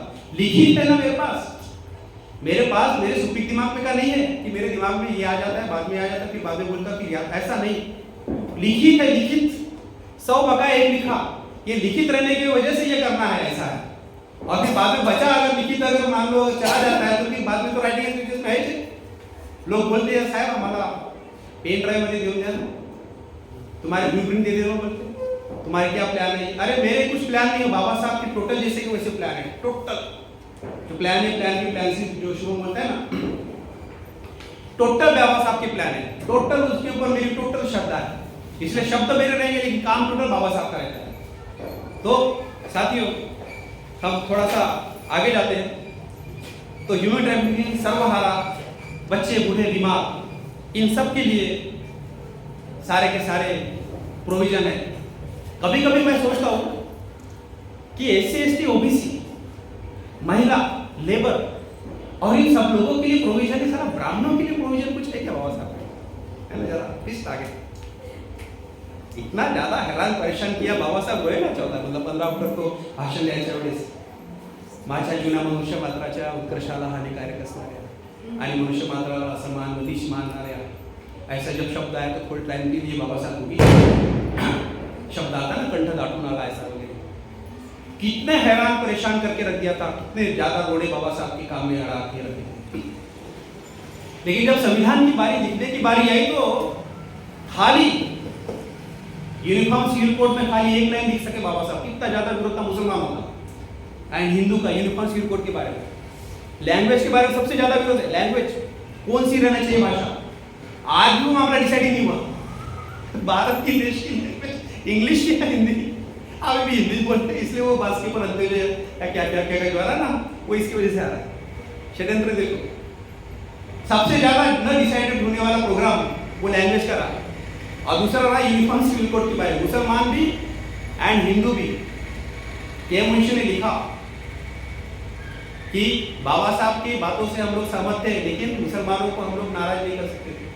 इतने सारे विरोध के बावजूद भी बाबा साहब ने अगर मान लो यूनिफॉर्म सिविल कोड एक लाइन, मतलब बाबा साहब अगर मान लो अगर कभी उनकी हट गई अगर मान लो, तो कितने भी विरोधी और दुश्मन अगर रहे तो बाबा साहब अपनी बात मनवा लेते थे. और ऐसा समझो कि जिन ब्राह्मणों ने इतना सारा जो इस देश का धिंगाना करके रखा, इनकी अगर ऐसी तैसी अगर मान लो बाबा साहब अगर करना चाहते थे कि इतना करुणावान आदमी जो मैं देखता हूं कि उन्होंने खाली ये लिख दिया रहता कि 2-2.5 हजार साल से जो सरप्लस प्रॉपर्टी हो गई, जो सरप्लस वेल्थ हो गई है, ये खाली directing principle of state policy में खाली, और कोई दूसरी जगह पर नहीं. बाइंडिंग वाला भी काम नहीं. मुंगाड़ी जी क्या बोल रहा हूं मैं, directing principle of state policy में जो बाइंडिंग वाला काम नहीं, खाली इतना अगर लिखते रहते ना तो आज बताता हूं मैं, यहां के ओबीसी लोग यहाँ के आदिवासी लोग, यहाँ के मराठा लोग ना ब्राह्मणों को डंडे से मार रहे थे, डंडे से। लिख के देता हूं मैं, यही हुआ रहता। क्यों? तो जो सरप्लस प्रॉपर्टी जो हो गई है कि इन लोगों को आप लोगों ने विदाउट एजुकेशन, विदाउट संता, विदाउट संपत्ति, इसके वजह से इन लोगों को आपने गरीब रखा और इनके तरफ से जो है आपने बॉन्डेड लेबर के मार्फत से जो काम कराया और इनका मेहनताना कभी नहीं दिया। एक जनरेशन में, 2 जनरेशन में, 3 जनरेशन में, हजारों जनरेशन में जो है जो जीनोसाइड किया आपने, वंश हमारा आने वाली परिवार, फैमिली, उनको मारा इन्होंने। और इसीलिए अगर मान लो सरप्लस वेल्थ, सरप्लस वैल्यू जो है, जो माल बोलता है, उसको छीन लिया जाए या ऐसा कोई जो एक्ट जो है इन फ्यूचर में बनाया जाए, अगर बाबा साहब नहीं करते तो ब्राह्मणों को आज जो है ये सारी की सारी कम्युनिटी जो इंक्लूडिंग सोशलिस्ट भी, कम्युनिस्ट भी एंड ब्राह्मण लोग भी ब्राह्मणों को डंडे से मार रहे थे, लेकिन बाबा साहब ने ये नहीं किया। क्या ये दिमाग में नहीं आ सकता था बाबा साहब जैसे इंसान में? मैं हाइपोथेटिकल इसलिए बोल रहा हूं कि ये आदमी बहुत ही ज्यादा बियॉन्ड आदमी है, बहुत बियॉन्ड है।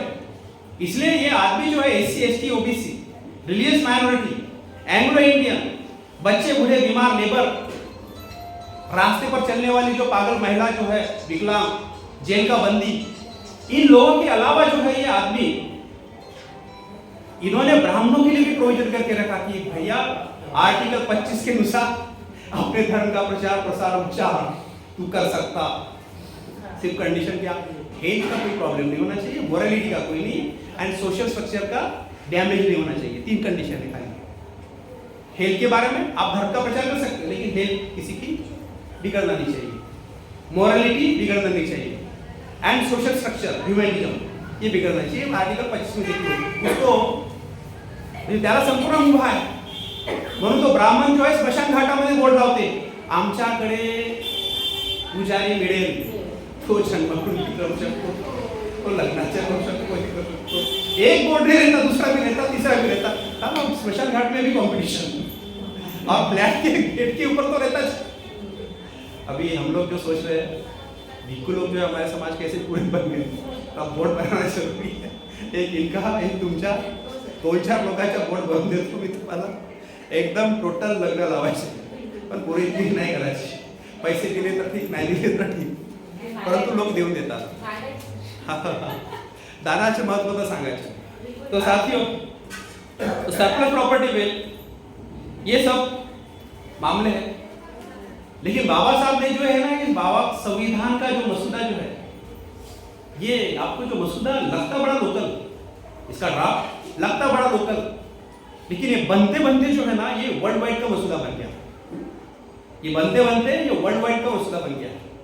मतलब आयरलैंड के कॉन्स्टिट्यूशन ऑफ इंडिया में, मतलब कॉन्स्टिट्यूशन आयरलैंड के संविधान में जो नई बात, वो भारत में, ऑस्ट्रेलिया के संविधान में जो बात नहीं होगी वो यहाँ है, अमेरिका के संविधान में वो जो बात नहीं होगी वो यहाँ है। तो दुनिया के सारे संविधान में जो अच्छी बातें होंगी और जो नहीं भी होंगी, वो सारे की सारी भारत के संविधान में बाबा साहब ने इंक्लूड किया, और वो भी एडवांस तरीके से। तो बाबा साहब ने ये जो संविधान देते वक्त एक सक्सेसफुल कारभार ऐसा हुआ कि दुनिया की बड़ी डेमोक्रेसी, दुनिया की बड़ी पॉप्युलेशन, क्या बोलते, 4 जातीमध्ये एवढं विभाजन केल्यानंतर ही पॉप्युलेशन किती बढ़ गई, चाइना को ओवरटेक कर लिया हमने। तो सबसे बड़ी जो डेमोक्रेसी जो है ये भारत की होगी, और वो भी सक्सेसफुल होगी। मतलब यहाँ पर जो है, जो सर्वहारा लोगों से लेके, मतलब SC ST OBC और ये जो करते करते जो है, ये बाबा साहब जो है होते होते जो है ये वर्ल्ड का आइकॉन बन गए।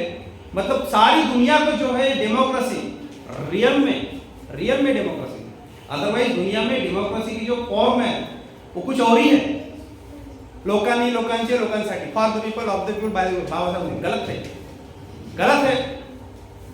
उनके सामाजिक और आर्थिक लाइफ में आप इस व्याख्या को जितने बार चेक करना है चेक करो। त्यांच्या सामाजिक आणि आर्थिक जीवनामध्ये क्रांतिकारक बदल घडवणे आणि विदाउट रक्ताने, वर्ल्ड वाइड बात है, वर्ल्ड वाइड, विदाउट ब्लडशेड से हो रहा है।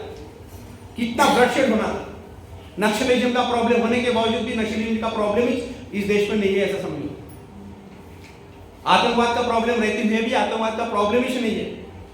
मतलब जब प्रेसिडेंट ऑफ इंडिया रहता है, पीएम होता है, उस टाइम में एक पीएम जो है कभी सिख होता है तो प्रेसिडेंट ऑफ इंडिया मुसलमान होता है, ठीक है। और चीफ जस्टिस ऑफ इंडिया कोई ब्राह्मण हो सकता है। एट ए टाइम ये सारा का सारा चल रहा है। कभी कोई कम्युनिटी ने ऐसा बोला इलेक्शन होने के बाद कि मैं अभी इलेक्शन हार गया, आपको पावर ट्रांसफर करता ही नहीं। शांति से पावर ट्रांसफर हो जाता है भारत में, शांति से पावर ट्रांसफर हो जाता है और कोई ब्लडशेड नहीं होता और 24 घंटे भी जो है उस पीएम के पोस्ट के ऊपर नहीं बैठा रहता, प्रेसिडेंट ऑफ इंडिया के पोस्ट पर नहीं बैठा रहता, नहीं उतरता। ये हुआ कभी भारत में? तो ये दुनिया में जो है बाबा साहब ने, ये रिपब्लिकनिज्म है, ये डेमोक्रेसी का एक पार्ट है रिपब्लिकनिज्म। तो जिसकी वजह से यहाँ विदाउट ब्लडशेड से जो है ट्रांसफर ऑफ पावर जो अभी जो चल रहा है, एक कम्युनिटी दूसरे कम्युनिटी को जो है विरोध करती है और विरोध करने के बावजूद भी एक कम्युनिटी के बाद दूसरे कम्युनिटी के पास जब सत्ता आती है तो विरोधी कम्युनिटी को सत्ता देता है, दे रहा है, ये हो रहा है। ये दुनिया को जो बाबा साहब ने जो दिया, ये दुनिया को डेमोक्रेसी बाबा साहब ने दिया। तो इस तरीके से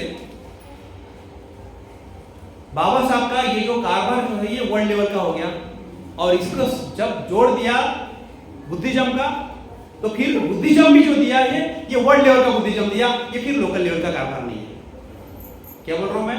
बाबा साहब यहां से अभी मान लो संविधान के मार्फत से मान लो, तो कॉन्स्टिट्यूशनल मोरालिटी अगर भारत के लोगों को नहीं है, संविधानिक क्या बोलते हैं नीतिमत्ता, तो दुनिया के लोगों को है क्या?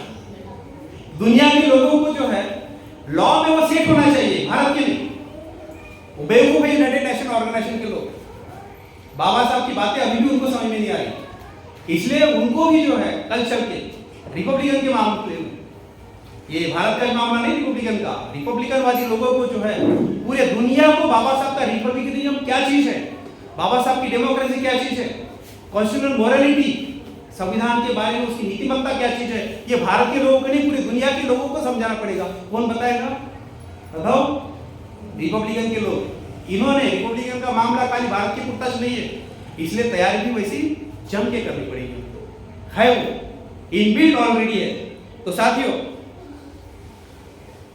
जो अम्बेडकराइट जो बुद्धिज्म जो है ये वर्ल्ड लेवल का हो गया, भले ही वो एक पंथ लगे किसी को, लेकिन वो जो अम्बेडकराइट बुद्धिज्म जो है ये अब नवयाना बन गया, जिसको बाबा साहब ने क्या बोला, ये भीमयान बोल सकते हैं आप लोग, नया से, लेकिन ये नवयान है।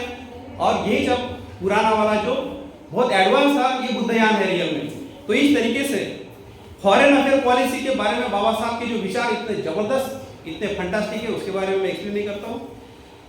ये संविधान जो है भारत का नहीं तो पूरा दुनिया का बन गया और नया समाज व्यवस्था, न्यू ह्यूमन ऑर्डर, ये सब बनाने के लिए सारा का सारा संविधान पूरा मतलब काम का है। साथियों, इसके लिए कुछ सोल्यूशन पॉइंट जो है, अगर मान लो इस संविधान की सारी उपलब्धियां हम लोग गिनाते हैं, लेकिन कुछ बताए हुए काम अगर हम लोग अगर नहीं करते, मतलब इस संविधान को इम्प्लीमेंट करने के लिए भारत में पूरी दुनिया में जो उनके लोकल लेवल के प्रोग्राम लगे होंगे, लेकिन मैं सोचता हूँ कि ये पूरे बाबा साहब के वर्ल्ड लेवल के प्रोग्राम हैं कि सेमिनार जो है हमने संविधान के ऊपर टाइम टू टाइम लेना चाहिए और ये SC ST OBC religious minority इन लोगों ने लेना चाहिए, उन लोगों में लेना चाहिए, इन लोगों ने और इन लोगों में हमने लेना चाहिए। फ्री डिस्ट्रीब्यूशन ऑफ संविधान, अगर आज बाबा साहब अगर होते तो संविधान को फ्री में बांटे रहते मनुस्मृति के साथ। क्या करते? अब जलाने का काम नहीं, अब फ्री में मनुस्मृति बांटते और वो लोग हैरान होते, अरे ये आदमी यार अभी पहले चला है, अभी इसको फ्री में बांट रहा है, ये जाना नहीं चाहिए पब्लिक में, इसलिए जलाने का काम उन्होंने किया है कि पब्लिक में जाए, पब्लिक में जाए तो लोग जागरूक होंगे, इसलिए करो क्या, पहले बाबा साहब ने जला, अब उन्होंने जलाते। तो इस तरीके से 7 नवंबर विद्यार्थी दिवस वगैरह हम लोग करते हैं, ये मैं जानबूझ के इसलिए बोल रहा हूँ कि ये आदमी अगर वर्ल्ड लेवल का अगर आदमी है तो उसको उसी तरीके से प्रेजेंट करना जरूरी है। विद्यार्थी दिन आ गया तो इस मार्फत से जो है एक दिन हमको मिल गया, भले ही स्टेट गवर्नमेंट ने इसके बारे में सर्कुलर पास किया होगा, लेकिन इसकी 7 नवंबर का विद्यार्थी दिन जो हम लोग जो कर रहे हैं, ऐसा धर्मांतर धम्म दीक्षा पशु मोरालिटी के लिए ये जरूरी है। शासन करती जमात भारत के लिए, और जगह से राज्य धारण करा, ये बाबा साहब ने बोली। वर्ल्ड लेवल के सब बातें बहुत से बाबा साहब ने बोले हैं। School for entrance to politics, ये बातें जो है हमने करना जरूरी है। अदरवाइज खाली संविधान बोलते रहेंगे, लेकिन उस पार्लियामेंट को हासिल करने के लिए, उस संविधान का इम्प्लीमेंटेशन करने के लिए, अगर मान लो पॉलिटिकल अगर ट्रेनिंग है ही नहीं, मतलब संविधान तो बचाएंगे लेकिन इलेक्शन नहीं लड़ेंगे, चलेगा क्या? संविधान तो बचाना है, इलेक्शन लड़ेंगे लेकिन विदाउट ट्रेनिंग से चलेगा क्या? नहीं, विदाउट ट्रेनिंग से इलेक्शन हार जाओगे आप लोग। इसलिए ट्रेनिंग जो है अपना लाइफ ब्लड समझो। बाबा साहब के शब्द बोल रहा हूँ, ट्रेनिंग ये अपना लाइफ ब्लड, मतलब आपके ब्लड में होना चाहिए। जहां जैसी जब भी ट्रेनिंग दिखती है वहां उस ट्रेनिंग में चले जाओ, आरएसएस की ट्रेनिंग छोड़ के। ठीक है। आरपीआई का संविधान जो है, इस भारत के संविधान के अलावा रिपब्लिकन के संविधान को भी जो हमने पकड़ना चाहिए। तो संविधान अच्छे, लोग बुरे, जो बाबा साहब ने उस टाइम में बोला, ये आरपीआई के संविधान के ऊपर भी लागू पड़ता। और बाद में उसको जानने के लिए आपने सोल्यूशन पॉइंट बोल रहा हूँ कि सारा का सारा संविधान डिबेट्स फिर से बाबा साहब अम्बेडकर राइटिंग स्पीच, संविधान समझ में नहीं आता आपको। जो लोग खाली संविधान पढ़ते हैं और बताते हैं, उनके भाषण में देखता हूँ कहाँ क्या कमी रह गई है मेरे को मालूम पड़ता है। आप लोग बस तालियां बजाते चले जाते हैं, आपको उसको अच्छा बोलता है। लेकिन बाबा साहब का अम्बेडकर राइटिंग स्पीचेस BAWS, ये अगर आप पढ़ते हो तो आपको संविधान भी समझ में आएगा। मेरा मानना ऐसा है। किसी लोग कोई हो सकता है एक्सपर्ट भैया कि खाली संविधान पढ़ा और उसको समझ में आया। मेरा मानना ऐसा है कि मुझे संविधान समझ में आता है जब मैं राइटिंग स्पीचेस पढ़ता हूँ। मुझे बुद्ध एंड धम्म समझ में आता है जब मैं राइटिंग स्पीचेस पढ़ता हूँ। मेरा क्राइटेरिया क्या है?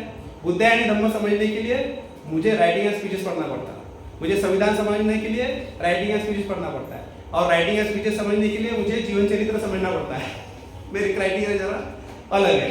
तो इस तरीके से ज्यूरिस्प्रूडेंस जो है उसके बारे में बाबा साहब का एक अलग स्टाइल था।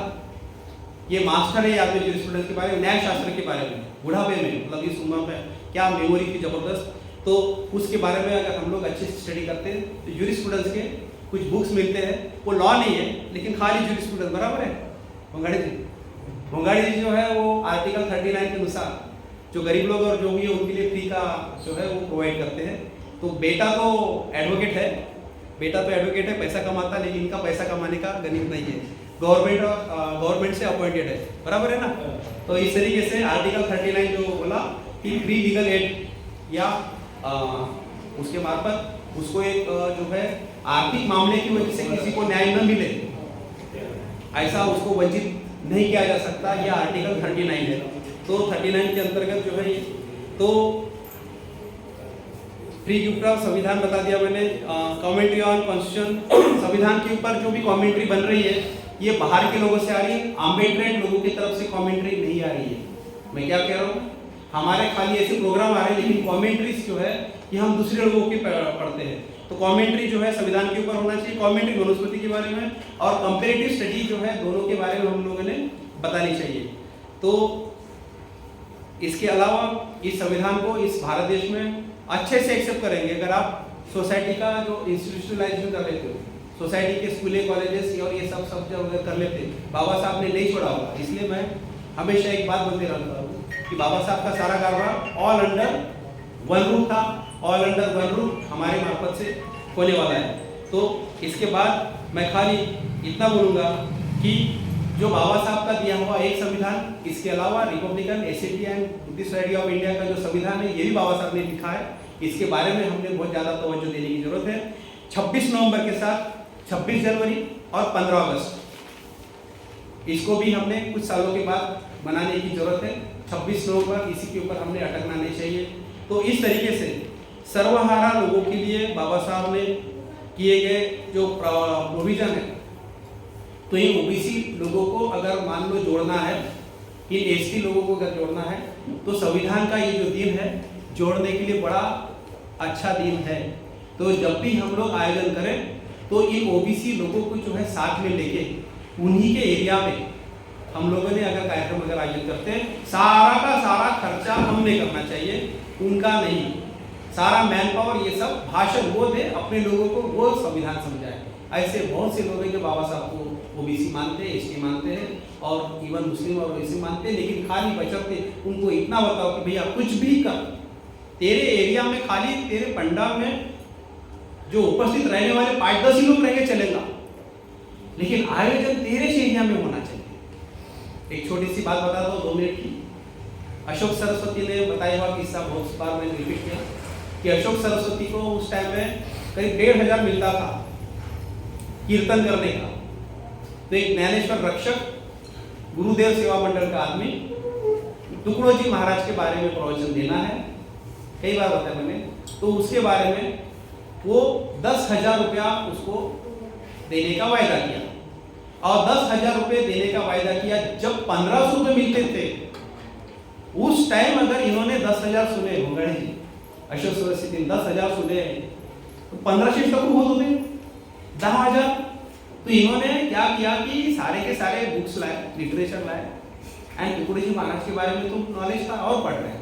ऐसा करते करते कुछ दिन गए और कुछ दिन के बाद जो है ये पूछ रहे हैं कि भैया कहाँ पर वेन्यू रहने वाला है, कहाँ पर जाके मुझे प्रवचन करना है, कौन सी डेट वगैरह, तो शाम को ना डेट नहीं ये थे।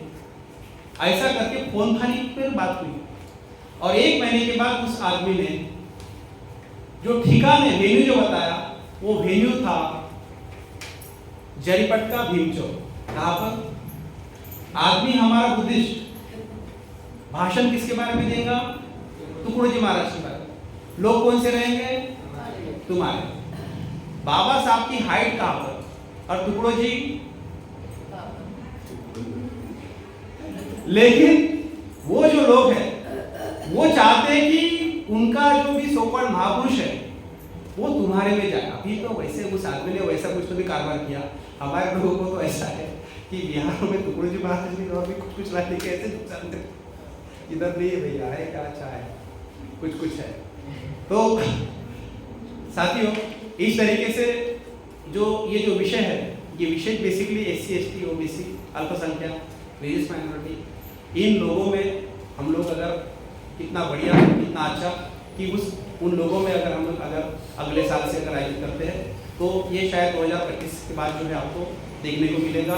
तो साथियों, इस विषय के बारे में मैंने क्या कितना बोला, लेकिन बहुत ज़्यादा टाइम आपका मैंने ले लिया।